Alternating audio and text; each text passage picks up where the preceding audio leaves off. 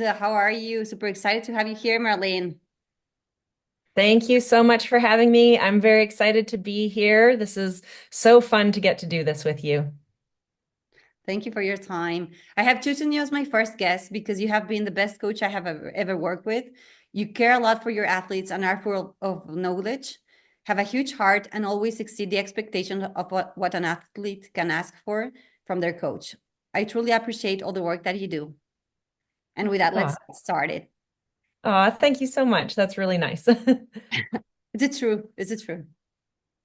So, you went from being a professional equestrian show jumper to professional cycling and later achieving a first place as a professional triathlete in the Ironman Malaysia 2004.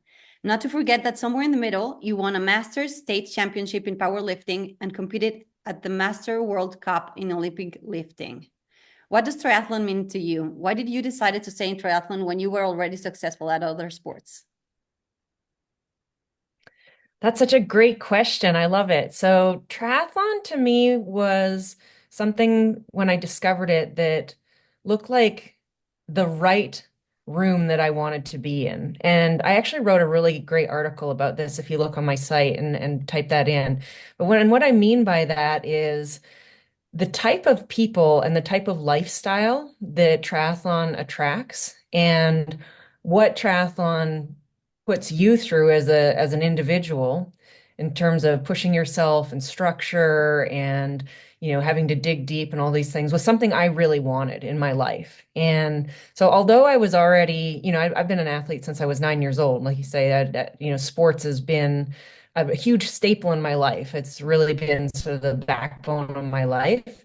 Triathlon in particular, when I started to surround myself with triathletes and people who were drawn to this sport, I could feel that it was my tribe of people, but it was also the type of people that they had something I wanted, and I was really drawn to that. They were really healthy. They were really happy. They were motivated. They were organized.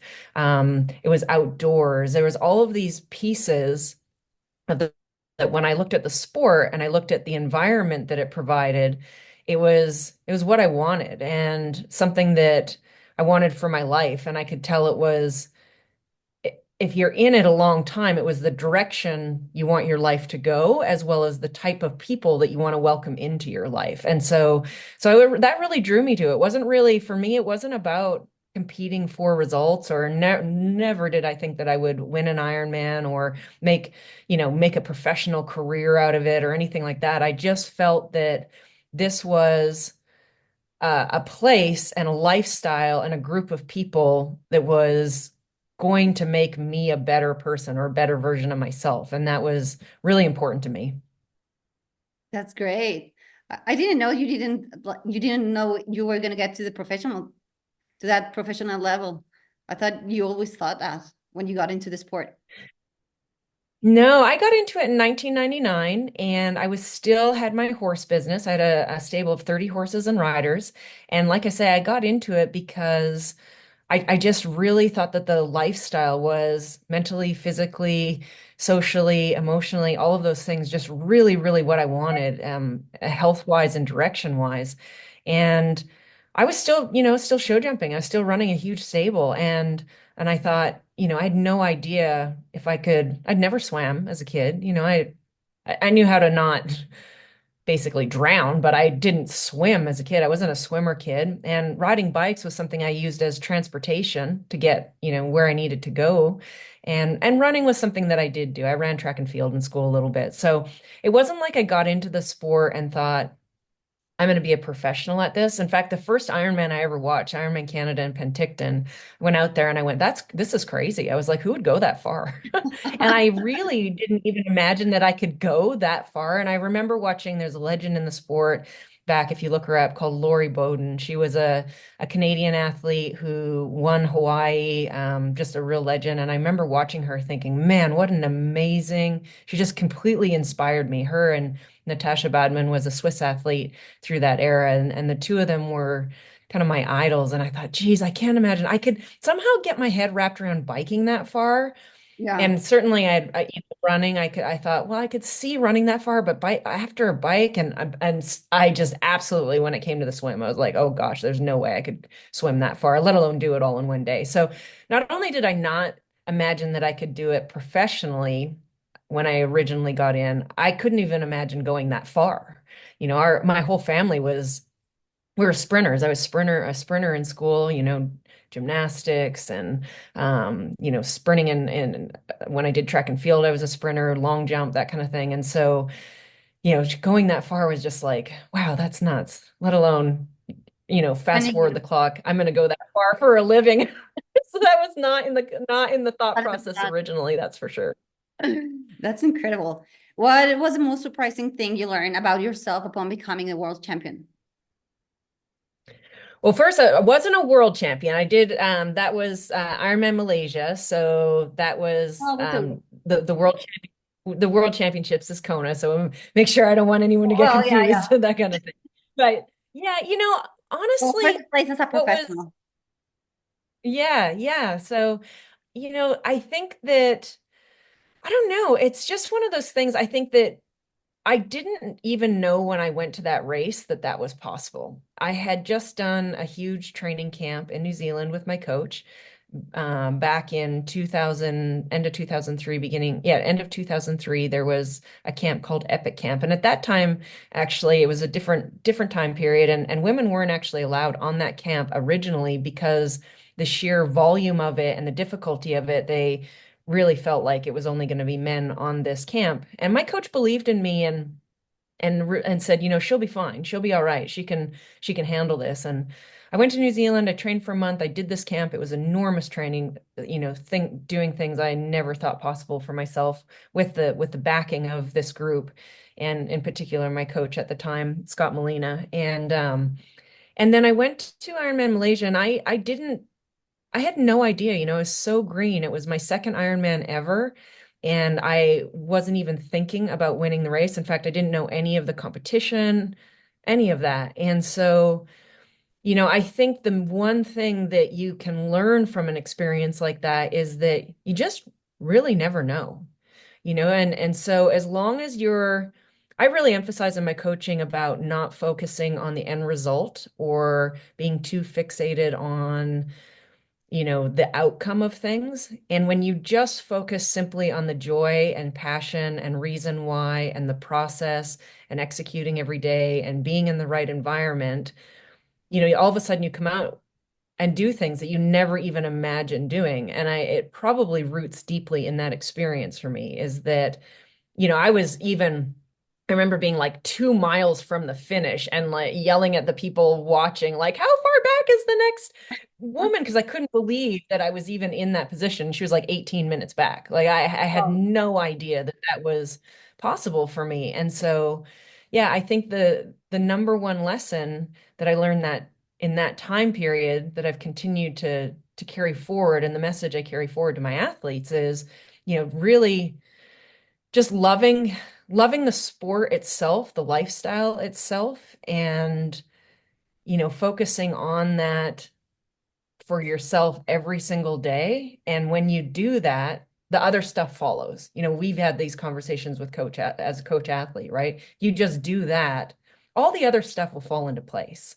And I think that that's a pretty important lesson. I love this.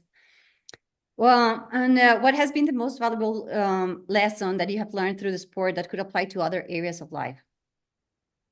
Oh man, that's a huge question. What a great question. I mean, we could probably spend 2 hours just I talking about know. that. It's such a, triathlon it's a tough sport. It requires a lot of discipline, and it requires a lot of organization, and it requires a lot of perseverance, and it requires being able to believe in yourself when things don't feel right. You're going to be tired a lot. You're going to be sore a lot. Other people are going to question you. They're definitely, how many times you hear as a triathlete, like, you're crazy, And so there's this underlying belief in yourself and that you know what you want and the lifestyle that you want, no matter what. And that ability to believe in yourself and persevere and know that you can make it through really hard things because it's going to get hard, when you don't want to train or when you're in an event and it's, extremely painful or you're pushing through boundaries like I talk about that you didn't think were possible for yourself. And so, there's so many other areas in life like that. It might be in your home life, it might be some obstacles some adversity that you come up in your personal life. It might be if you're a new business owner, it might be in your career or your job, where if you have that tenacity and that ability to, you know, hold a schedule, be organized, persevere, all of those things that triathlon teaches you, and to block out the naysayers and the people who are going to doubt you and the people who are even going to give you a hard time about the decisions that you make. You learn these skills and you learn this physical and emotional and mental toughness through doing it. And that applies to all those areas. Yeah. Pardon me. Bless you. Bless you. Um, we know that success lies in consistency rather than intensity and motivation. How do you stay consistent when you don't see results? Yeah, it really is again, it sounds so cliche to always go back to the focus on the process, but oftentimes what happens we know now there's enough great, coaching out there to know that your habits determine where you go over the long haul, right? When whatever your habits are, then that adds up over time. And what adds up over time is the end result, months, 1 month from now, 3 months from now, 6 months from now, a year from now. And so, when you're in those places where you're not really seeing improvement, I think you have to ask yourself, what does improvement look like to you? Oh, And so, yeah, and it's like, is it always in a faster time? Is it in a, where is that specific definition to you in that time of improvement? And in certain times when you think I'm not seeing any improvement, yet maybe you're doing a better job of getting up at when your alarm goes off every single day. Or maybe you're doing a little bit better in making healthier food choices for yourself every week. And there could be little things like, oh, I'm actually learning to manage my emotions a little bit better because I'm learning self-control through having to when I'm put under pressure in these workouts. So the question is, am I improving?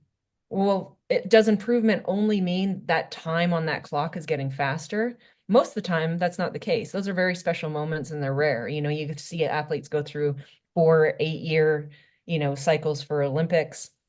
um, and the actual time that they see their best performances or their fastest times. And the better you get at a sport and the longer you're in it, those margins for improvement become further and further apart and smaller and smaller. And so again, it's not really about, is your improvement measured in just a outcome performance and a number? Sometimes it might be, but for the most part, it's not. And okay, like this week, I'm making a little bit better choices for myself. I stretched a little bit more. I was more conscious about choosing the right effort to pace my week. I went to bed, it was my goal to go to bed at a time that allowed me at least 7 hours of sleep a night, and I achieved that. So I think, yeah, to answer your original question, it's asking, what does improvement look like to me right now? And, for someone who's been an athlete their whole life, and when I race professionally, now I'm 47 years old and I'm not going to see the times and numbers and performances that I saw when I was racing professionally. That's not possible, nor would I want to. I'm past that chapter in my life. But improvement to me still looks certain ways. It's did I make good choices for myself that day? Did I stay organized? Did I stay committed to a process that I set out for myself? I might set a little goal and it was just simply challenging myself to actually see that process through and stay committed to it. And then, that's improvement personally. So, yeah, I think it's super important everything you just said right now, because sometimes we can lose our mind and just forget about waking up early, getting healthy, doing better decisions about what to eat, when to work out. So I think it's very good to have it and very important to remember all this that you just said. And What has been your greatest challenge as a coach? Oh, challenge. Let's see. Yeah. I love my job and I've done it for a long time now, over 25 years. And the great thing is I get to work with so many people who want to get better. And I get to develop these relationships with people that, they're letting me into a very special part of their life and to help them change. And that's really, really cool.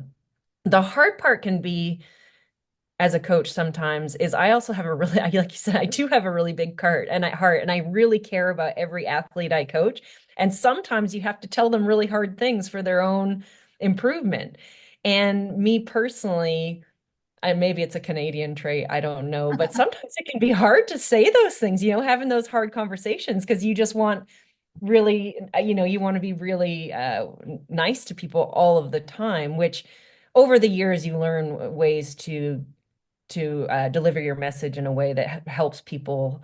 And but those hard conversations, they can be hard, but I always tell myself in those moments that this is what is going to be the crux of what helps this person change.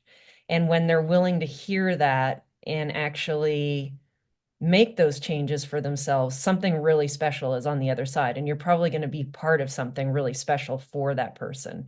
But there's been certainly times where you put yourself in a position as a coach to let someone know where their blind spots are or what's holding them back, and you have that tough conversation with them and they don't take it very well, you know, and maybe you're setting yourself up to get fired as a coach too. And they're like, I didn't want to hear that. I'm moving on to someone else who's going to just tell me what I want to hear. So you're putting yourself sometimes at risk of losing your job by doing a good job for somebody. And that can be hard, that can be, especially because I really do care about every single person I coach. So yeah, I would say that's in terms of coaching, that can be the hardest thing is, making those right decisions at the right time and not motivated by, some coaches might be motivated by, like I say, if they think, well, if I tell this person this, I might lose them as an athlete. And then that affects my coaching and everything. And so just being able to have the confidence to say like, and care enough to say, no matter what the outcome of this is, I really need to help this person with this and have that hard conversation. So, yeah, that's the hardest part about coaching for sure. That Um, doesn't happen too often, but it's part of the job. but it's true, you do have a very, very good, a very big heart. Thank you. Care a lot. So now I want to talk a little bit about Christina, one of your athletes, who is a woman around her late 40s, I'm guessing. She swam 21 miles across Lake Tahoe in August, which is around 34 kilometers.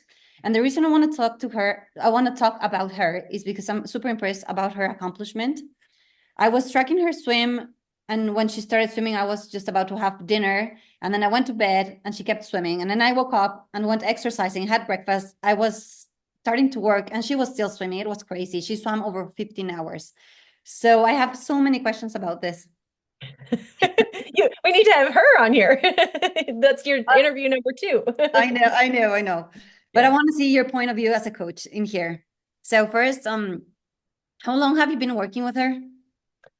Oh man, I'm not great at tracking numbers on how long I've worked with athletes. A long time now, quite a while.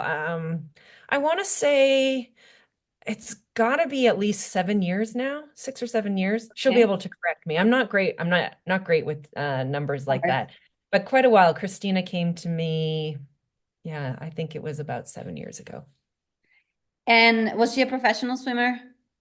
No, she is a phenomenal story because, I remember some of the early conversations we had. She did swim as a kid. She was a swimmer as a kid, but not a professional swimmer. But she didn't think she was an athlete at all. She kind of came into triathlon, came to me and was unsure about even, she just didn't see herself as an athlete. And I even encouraged her when we first started working together. We'd only been working together a few months, and I used to run a camp in Bloomington, Indiana, that was an indoor camp. And I said at the university there, and I said, why don't you come to this camp so we can meet in person? And she was really really just didn't even think that that was, that she was someone who could be in that athletic space. And to watch her grow into this phenomenal open water swimmer. And one of the things that she was always an open water swimmer as a kid, but not, I think she just didn't have that belief that she could be, doing what she's doing. She didn't view herself as an athlete. And, one of the things I love to do for athletes is discover their hidden talent that they don't know they have and like see if we can make that blossom. So Yeah, she that, still does, sorry. Yeah, yeah, yeah. she still does, that's all right. She still does triathlons and we use them definitely as cross training. But I said to her, I was like, you're a phenomenal open water swimmer. And she has hidden talents in that, to be a good open water swimmer like that, handling the cold is a huge component of that sport because you're not allowed to wear a wetsuit and she just it didn't even phase her. She handles the cold, where most people they have to do special training techniques and there's all kinds of preparation that they have to do to be able to handle it. And she does have an element of that, but really she's just much more gifted in that area and than most people. And she is so mentally tough and she just has such a great attitude and she really works hard and she is able to she's embraced that open water swim world and it's just a real joy to watch someone take their hidden talent and make it blossom because you can present that to a lot of people. You asked earlier what some of the hardest things about coaching is you can discover a hidden talent for someone and you can even present it to them, but it takes the athlete and the athlete's courage to actually take it and go after it and really make that blossom. And not only was she willing to hear it, but she was willing to take it and then really work hard at it, make it blossom. And you see the result. She's just doing phenomenal things. And that's pretty special for sure. Yeah, that's what I wanted to hear because my question is like, how do you get an ordinary person to aspire and like just to aspire and get set goals completely extraordinary? How do you get like just the mindset change to even think, okay, let me go for that goal? How do you make those Yeah. changes in her mindset?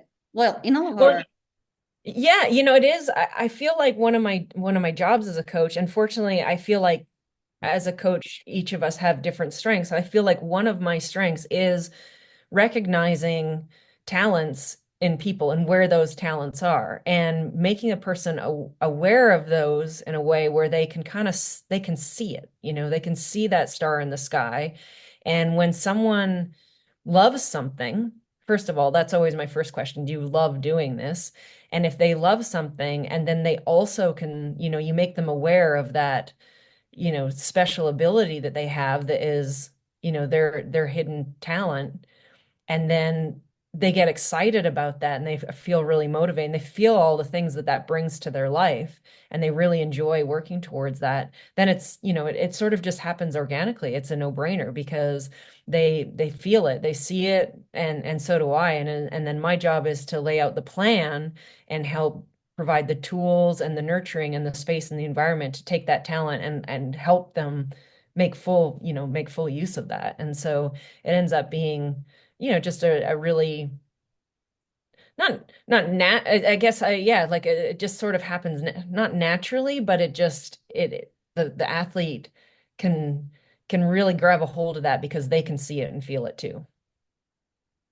yeah, I don't think a lot of coaches are able to find that extra in the person. I was really impressed. I've seen many of your work that is very impressive, but I mean, Christine is close to the closest I have. And I mean, I didn't see her. She was as a professional swimmer and she did this amazing swim. And I was like, wow, she did these extraordinary things, but how was able to Marilyn to pull this extra from her and make her accomplish this? It was crazy. I mean, you were able to notice that in her and able to take that extra from her. So for me, it was huge. Oh, thank you. And that's down to her. That's her, that's all her hard work and her passion and her all I do is facilitate, make her aware of where her talents are and provide the structure of the plan and facilitate and it's her who does it all, and I have I feel like many stories like that within different athletes where I had an athlete many years ago who was racing Ironmans and it wasn't I could tell it wasn't really the right fit for him. You know, it didn't suit his personality and it didn't suit his lifestyle and he didn't have that spark. He was just kind of going through the motions. And he was a phenomenal mountain biker, trail runner, his very dynamic personality and all of the, all of these boxes sort of fit. And I said, why don't you try mountain bike racing and try off-road triathlon racing?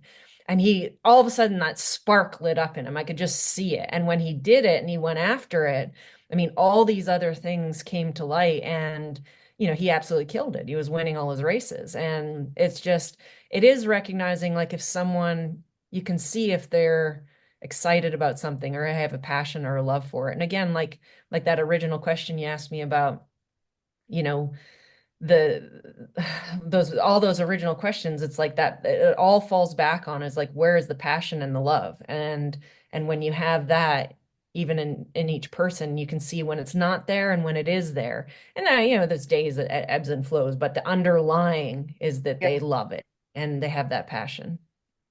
Well, I think you're very good at identifying that and finding the spark in the people and what lights them up. I think you're very Oh, good at that. And thank you. what do you think are the ingredients to becoming an extraordinary athlete? The ingredients. Well, I feel like we've been touching on those for sure. It's if someone, first of all, it takes a massive amount of heart. It takes a lot of discipline. It takes a lot of perseverance. So and I think all of those things can be, the heart can't be learned. You either have heart or you don't for that. But discipline, perseverance, tenacity, all of those kinds of things, they can be learned. And there's certainly you're always growing that way as a person through overcoming more difficult things. It might be a particular training session, it might be a race, it might be a schedule, it might be, own personal doubt, those kinds of things. So all of those things can be learned, but the main thing is, and it roots back to what we were just talking about, does the person have heart for it? And they just have that innate courage at the root of them to get after it.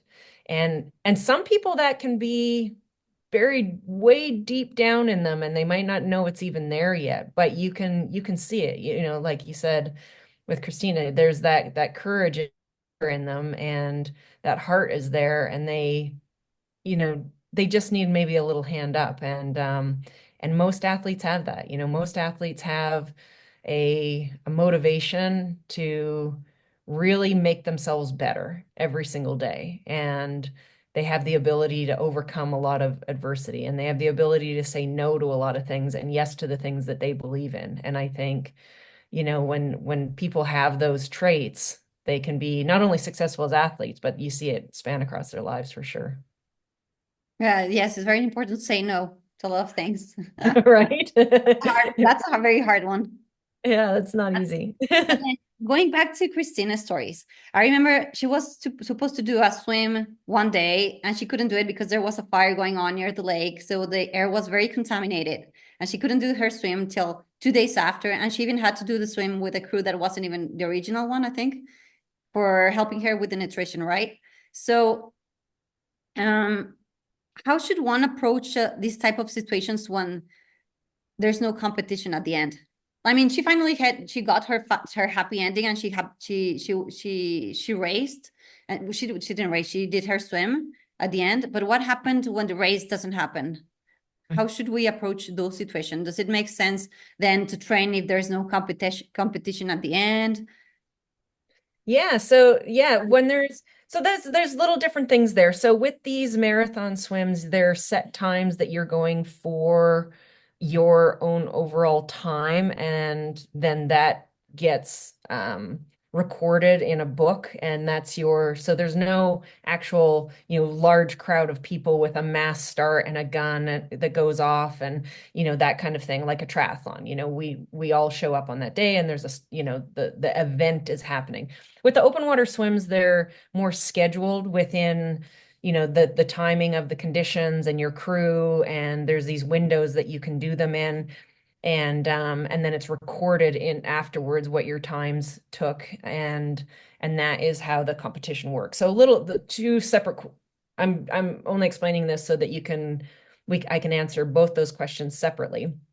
For her, her original time and allotment to do her recorded swim, it was being, you're right, it was being pushed back. It was being pushed back because of the conditions of the air quality.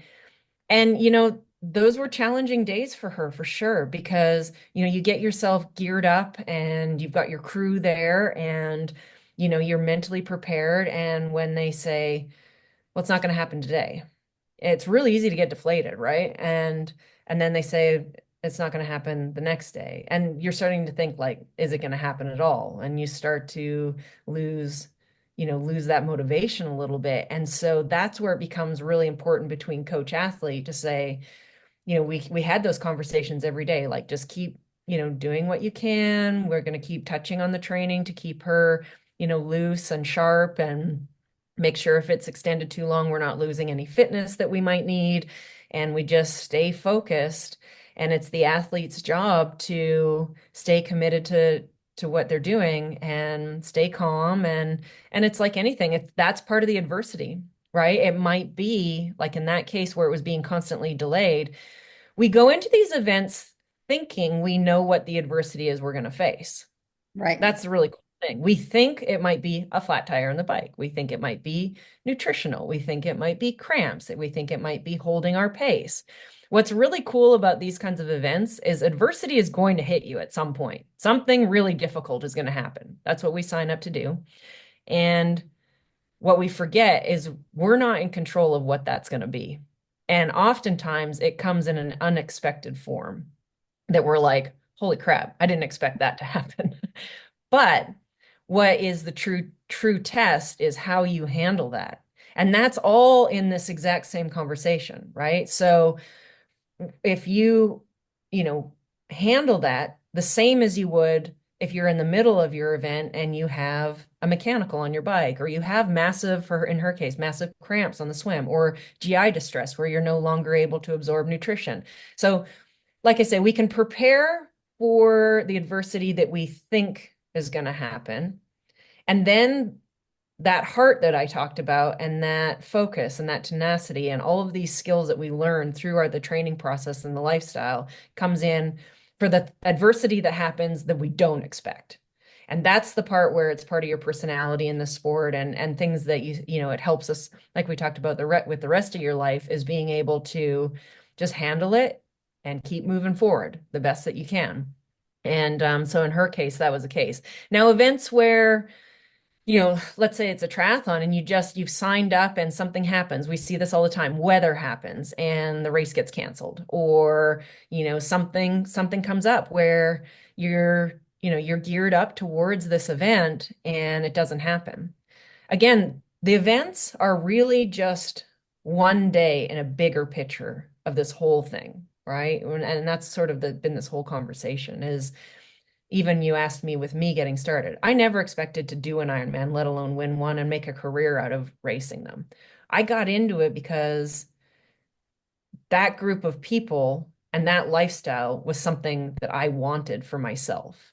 And so whether that event happens or not, it doesn't really matter, because yeah, it's disappointing and you're like, oh, that's a bummer. I was really excited about that. But there's always another event.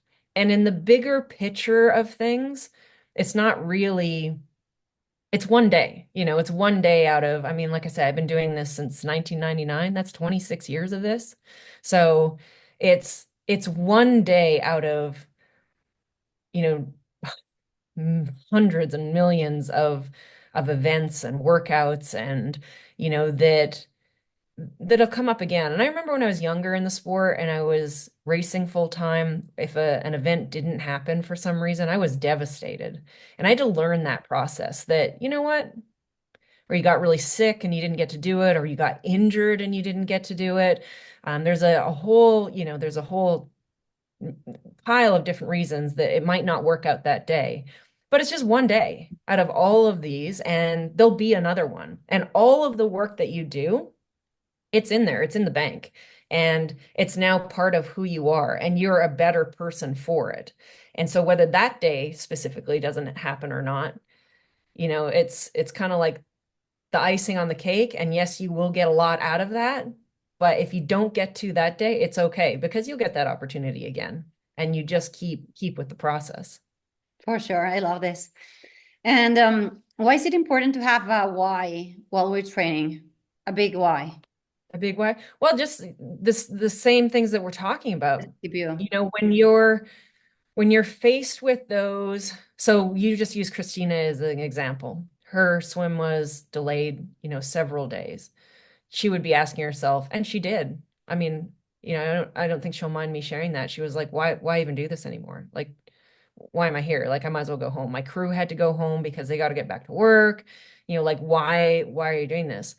And so it is important to revisit all of the time why this is important to you, and it's going to help you when it's hard. It's going to help you when you're questioning yourself, when other people question you. That's a big one. We're influenced by, especially the people you really care about. If there's really important people in your life and they start questioning what you're doing, you better be sure you're grounded in why you're doing it, because it'll be really easy for them to sway you. And like I say, you ask the traits of a good athlete is they have an underlying confidence in some way. Sometimes it gets a little, shaky, but an underlying confidence of knowing, like, this is why I do this. This is really important to me.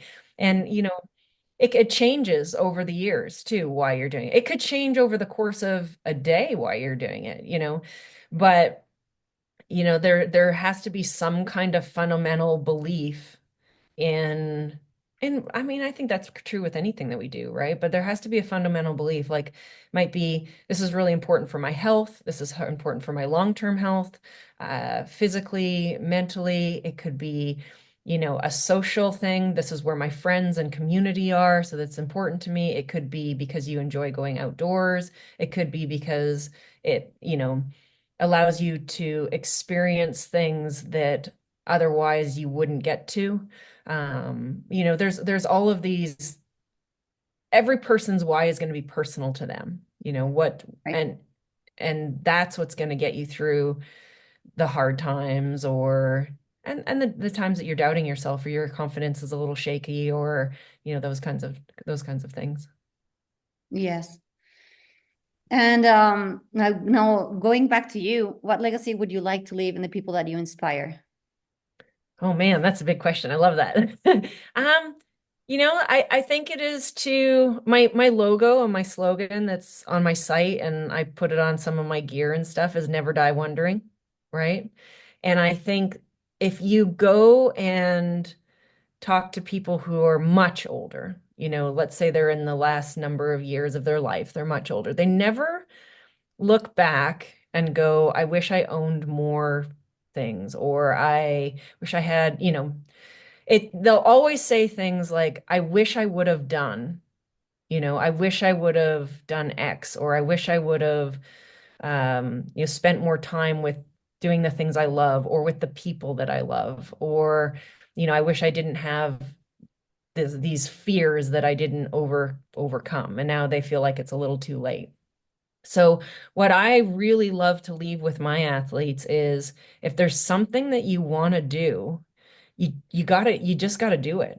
You gotta get after it, you gotta do it. And if there's, you know, a lifestyle that is going to continue to shape and push you into the person that you believe you can be and be the best version of yourself and keep pushing you through these barriers all of the time, then then I feel like I've done a good job. If someone's happier, they're healthier, they're more inspired, they're doing things that make them, feel alive inside. Sometimes it's like angry and sometimes it's super happy, but they feel alive, then then I feel like, okay, I've helped a person change their life a little bit, and done some things that they never thought possible. And so, yeah, I guess it sort of roots closely to that, for me, never die wondering.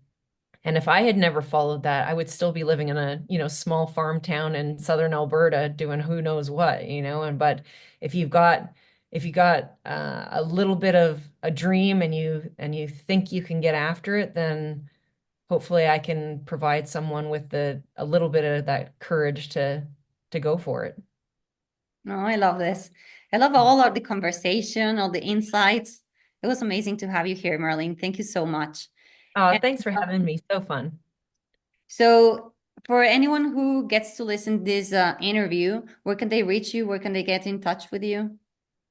Yeah, thanks so much. So I have a site that has most things about me, and if you just type in mcc.coach, you can find, I've got lots of articles on there and some, you know, podcasts, other interviews, those kinds of things. And yeah, you can find a lot on me there and reach out. I've got a contact page if anyone has any questions or wants to reach out, feel free to reach out there. Thank you, Marilyn. Is there something else that you want to share?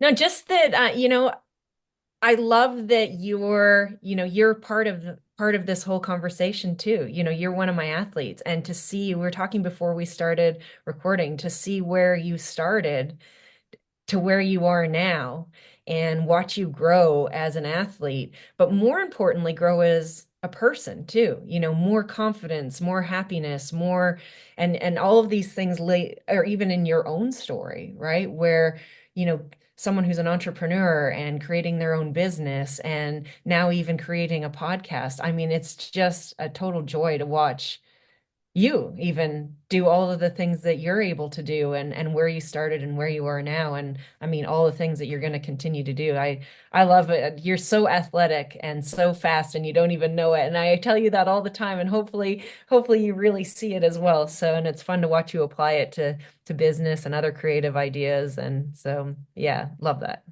Yeah, it's funny, like you say, when you mentioned Christina, she didn't see herself as an athlete. I can relate to her because I didn't feel as an athlete either when I got to start working with you. I mean, I used to do triathlons, but I didn't feel like an athlete, to be honest. Yeah. And That, it's been really, really fun to be working with you. You're an amazing person, human being, very super inspiring to all no, that to be close to you, Marilyn. So I no. really appreciate your time. Thank you so much. It's a pleasure.